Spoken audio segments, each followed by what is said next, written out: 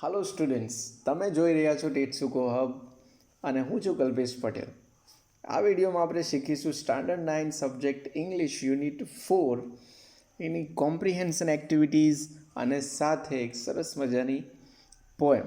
ચાલો શરૂ કરીએ. Vocabulary activity number 1. Put this words in the paragraph. એક પેરેગ્રાફ આપેલો છે બટ ઇનકમ્પ્લીટ છે, વચ્ચે ગેપ્સ છે, જેમાં આપણને ઓલરેડી ક્લ્યુ આપેલા છે. તે ક્લ્યુ દ્વારા આપણે ગેપ ફિલ કરીશું. પહેલાં આપણે ઓપ્શનને સમજી લઈએ. ફર્સ્ટ ઓફ ઓલ, હોરિઝોન એટલે કે થાય ક્ષિતિજ. આપણને આકાશ અને ધરતી જે જગ્યાએ એક થતાં જોવા મળે છે ને એને ક્ષિતિજ કહેવાય. પ્રીટી એટલે સુંદર. ડેન્જર એટલે કે જોખમ અથવા ખતરો. થીન એટલે પાતળું અથવા દુબળું. એપિટાઇટ એટલે ભૂખ. પ્રિઝન એટલે કે જેલ. એટ્રેક્શન આકર્ષણ. અને હિલટોપ એટલે ડુંગર અથવા ટેકરીની ટોચ. શરૂઆત થઈ છે પેરેગ્રાફની. Chandni was looking blank with white fur. White fur એટલે સફેદ રૂવાતી. ચાંદનીના શરીર ઉપર જે સફેદ રૂવાતી હતી એનાથી એ કેવી દેખાતી હતી? તો અહીં આવશે પ્રીતિ. સુંદર દેખાતી હતી. First blank Preeti. She wanted to go to the hill, quite unaware of the blank there. આ જે ચાંદની હતી તે wanted to go જવા ઈચ્છતી હતી. ક્યાં? To the hill. એ ટેકરીએ જવા માંગતી હતી. ક્વાઇટ અનઅવેર મીન્સ કે એ બાબતથી અજાણ કે ત્યાં ખતરો છે. ધેર બ્લેન્ક ધેર મીન્સ અહીં ખતરો, જોખમ એટલે કે ડેન્જર. સેકન્ડ બ્લેન્કમાં આપણે સિલેક્ટ કરીશું danger. As Har blank for the hill grieve more. Hill એટલે ટેકરી માટેનું આકર્ષણ એનું જેમ જેમ વધ્યું. આકર્ષણ એટલે અહીં લેવું પડે attraction. She lost blank. She lost appetite એટલે કે ભૂખ. એન્ડ ગ્રીવ થીન અને એ દુબળી થઈ ગઈ. સી ફેલ્ટ ધેટ તેને અનુભવ્યું કે Abu Khan small hut was not more than a blank for her. Abu ખાનની જે નાની ઝૂંપડી છે તે તો પ્રિઝન એટલે કે એના માટે પ્રિઝનથી વધુ કંઈ જ નથી. Finally she reached blank where the big yellow sun was rising on the blank. Finally she reach the hill top. અહીં આવશે હિલ ટોપ કે જ્યાં the big yellow sun was rising એટલે સૂર્યની વાત છે. સૂર્ય ઉગી રહ્યો હતો ઓન ધ હોરિઝોન ક્ષિતિજમાંથી. સેકન્ડ વોકેબ્યુલરી એક્ટિવિટી નંબર 2, જેમાં છે frame a sentence using all the words in each group. Change the order of the words if necessary. જેનો અર્થ થશે કે આપણે એક સેન્ટેન્સ ક્રિએટ કરવાનું છે. અહીં કેટલાક શબ્દો આપેલા છે એમનો ઉપયોગ કરીને અને જરૂર જણાય તો આપણે એનો ક્રમ પણ બદલી શકીએ. અહીં જે પહેલા શરૂઆતના શબ્દો છે, જે પહેલું વાક્ય આપણે ક્રિએટ કરવાનું છે એના શબ્દો છે began, a villain, the hero and fight. શબ્દોને સમજીએ. બિગેન એટલે શરૂ થયું. Began is a past form of begin. Begin એટલે શરૂ થવું અને બિગેન એટલે શરૂ થયું. અ વિલન એટલે villain, the hero that means hero અને ફાઇટ એટલે ઝઘડો. સેન્ટેન્સ આ પ્રમાણે આપણે બનાવી શકીએ. The fight between the hero and the villain began. એટલે કે હીરો અને વિલન વચ્ચેની ફાઇટ શરૂ થઈ. સેકન્ડ સેન્ટેન્સ માટેના શબ્દો છે Bhagat Singh, fight, India, freedom. Bhagat Singh આપણે ઓળખીએ છીએ, ફાઇટ ઓલરેડી આવી ગયું, ઇન્ડિયા જાણીએ છીએ અને ફ્રીડમ એટલે આઝાદી. અહીં સેન્ટેન્સ આ પ્રમાણે બની શકે. Bhagat Singh led the fight for India's freedom. ભગતસિંહે ભારતની આઝાદી માટેની લડાઈમાં આગેવાની કરી. થર્ડ સેન્ટેન્સ માટેના શબ્દો છે Nirali, tea, toast and soak. Nirali ગર્લનું નામ છે, ટી એટલે ચા, ટોસ્ટ એટલે ટોસ્ટ અને સોક એટલે ડૂબાડવું અથવા પલાળવું. અહીં સેન્ટેન્સ આ પ્રમાણે બની શકે, Nirali likes to soak her toast in tea. That means નિરાલીને ચામાં ટોસ્ટને બોળવું અથવા પલાળવું ગમે છે. Next, the sun, horizon and evening. Sun એટલે સૂર્ય, હોરિઝોન એટલે ક્ષિતિજ અને ઇવનિંગ એટલે સાંજનો સમય. સાંજનો સમય હોય તો સૂર્ય તમને આથમતો જોવા મળે. તો એના આધારે સેન્ટેન્સ બને, the sun sets in the horizon in the evening. એટલે કે સૂર્ય સાંજના સમયે ક્ષિતિજમાં આથમે છે. લાસ્ટ એના શબ્દો છે meadow, the cow attract and fresh grass. Meadow એટલે લીલા ઘાસનું મેદાન, કાવ એટલે ગાય, એટ્રેક્ટ એટલે આકર્ષવું અને ફ્રેશ ગ્રાસ એટલે તાજું ઘાસ. સેન્ટેન્સ આ પ્રમાણે બની શકે, the cow was attracted to the fresh grass in the meadow. જેનો અર્થ થશે ગાય ઘાસના મેદાનમાં તાજું ઘાસ તરફ આકર્ષાય. નાવ વોકેબ્યુલરી એક્ટિવિટી નંબર 3, જેની સૂચના પ્રમાણે છે, right yes if the underline word is properly used in the sentence. If not, correct the sentence without replacing that word.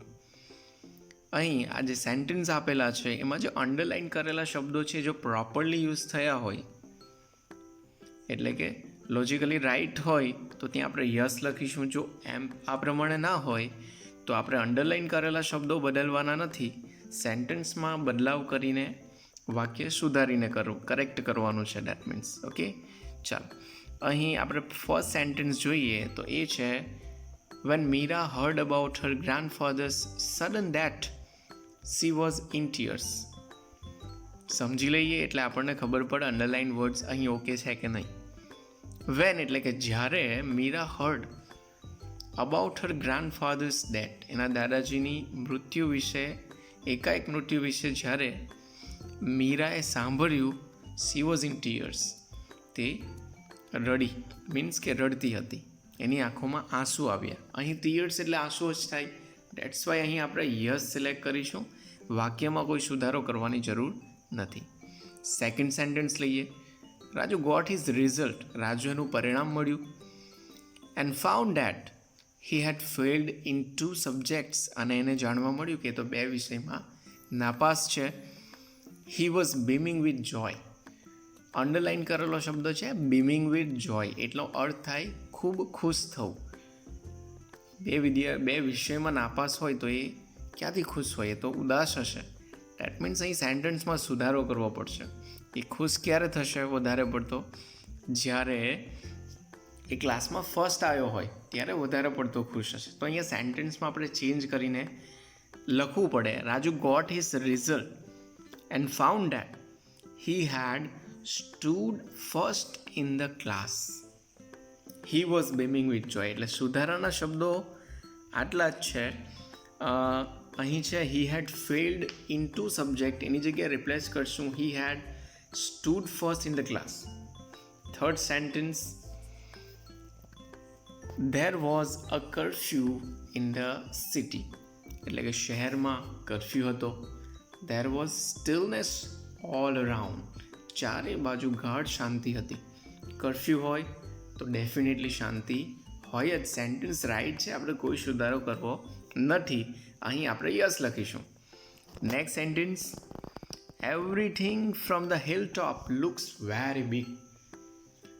એટલે કે ડુંગરની ટોચ ઉપરથી તમે જુઓ તો એવરીથિંગ, બધું જ, લુક્સ વેરી બિગ, બધું જ ખૂબ મોટું લાગે છે. અહીં આપણે સેન્ટેન્સમાં સુધારો કરવો પડશે, કારણ કે હિલ ટોપ્સ ઉપર આપણે ગયા હોય અને નીચે નજર કરીએ તો આપણને બધું જ નાનું લાગે છે. દેટ મીન્સ બિગની જગ્યાએ અહીં આપણે લેવું પડશે small. Everything from the hill top looks very small. Last statement છે, I could see clearly in the faint light. હું ફેન્ટ લાઇટ એટલે ઝાંખા પ્રકાશમાં ક્લિયરલી એટલે સ્પષ્ટપણે જોઈ શક્યો. પ્રકાશ ઝાંખો હોય તો સ્પષ્ટપણે ના જોઈ શકાય, સો અહીં પણ આપણે સેન્ટેન્સમાં સુધારો કરવો પડશે.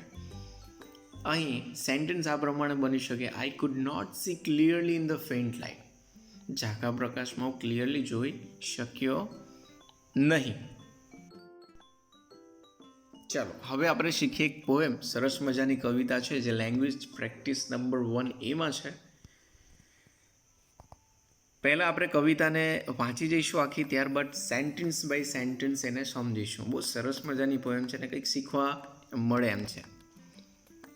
Lips have smiles and eyes have tears. Pain has a cry and gain has cheers. Thorns and flowers, sun and showers, I feel in nature, sorrow and pleasure. Here I am cool and there you are angry. Why is he sad and why is he happy? Time changes all, moods may differ. Let's be calm, peace do we prefer. Lips have smiles and eyes have tears. Pain has a cry and gain has cheers. ચાલો આપણે સમજવાની શરૂઆત કરીએ. આ જે કવિતા છે એ કહેવાય ને કે હું હોઉં, તમે હોવ કે કોઈ બીજા વ્યક્તિ, બધાને જ લાગુ પડે છે. કારણ કે આ કવિતામાં વાત કરેલી છે આપણા જીવનની, કે જીવન આપણે લાઈફ જીવીએ છીએ તો આપણને કેટલીક વસ્તુ ડેફિનેટલી આપણે ફેસ કરવી જ પડે છે. આપણે વધુ કવિતા સમજીએ એટલે આપણને ખ્યાલ આવશે. પહેલી લાઈન છે લિપ્સ હેવ સ્માઇલ, એટલે કે હોઠો ઉપર સ્મિત છે, એન્ડ આઈઝ હેવ ટીયર્સ, અને આંખોમાં ટીયર્સ એટલે આંસુ છે. પેન હેઝ અ ક્રાય, જો દર્દ હશે તો રડવું આવશે. એન્ડ ગેઇન હેઝ ચીયર્સ, અને જો અવોર્ડ રિવોર્ડ, ગેઇન એટલે અહીં ઇનામની વાત છે, જો ઇનામ મળશે ને તો ખુશી હશે. થોર્ન્સ એન્ડ ફ્લાવર્સ, કાંટા અને ફૂલો. સન એન્ડ શાવર્સ, એક તરફ સૂર્યની ગરમી તો બીજી તરફ વરસાદ. આઈ ફીલ ઇન નેચર, આ બધું પ્રકૃતિમાં, કુદરતમાં હું અનુભવું છું. સોરો એન્ડ પ્લેઝર, દુઃખ અને આનંદ. હિયર આઈ એમ કૂલ, અહીં હું એકદમ શાંત છું. And there you are angry, અને ત્યાં તું એકદમ ગુસ્સે છે. વાય ઇઝ હી સેડ, શા માટે તે ઉદાસ છે. And why is he happy, અને બીજી તરફ જુઓ તો શા માટે પેલા ભાઈ બહુ ખુશ છે. ટાઈમ ચેન્જીસ ઓલ, સમય બધું જ બદલી નાખે છે. લેટ્સ બી કામ, સોરી એના ઉપરની એક લાઈન, મૂડ્સ મે ડિફર, સમય બધું જ બદલી નાખે છે. મૂડ્સ મે ડિફર, દરેકના મૂડ્સ ભલે અલગ અલગ હોય. લેટ્સ બી કામ, ચાલો આપણે શાંત બનીએ.